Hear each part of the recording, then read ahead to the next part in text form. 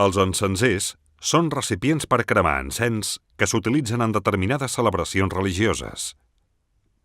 A l'inici del període romànic, la tradició eclesiàstica de cremar encens en les funcions litúrgiques incrementà la seva importància i es fabricaren encensers de gran riquesa, acompanyats de capsetes o navetes per guardar els encensos.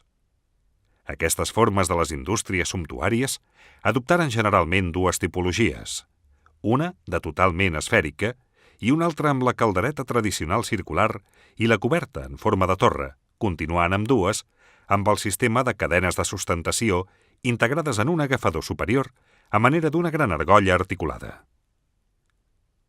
Dins d'una ampla cronologia, des del segle XII fins a finals del segle XIII, el Museu de Vic posseeix una important col·lecció de més d'una trentena de peces d'aram o de bronze, de fosa o de planxa, ornamentades a base de borinats, cisellats, esmalts i dauradura.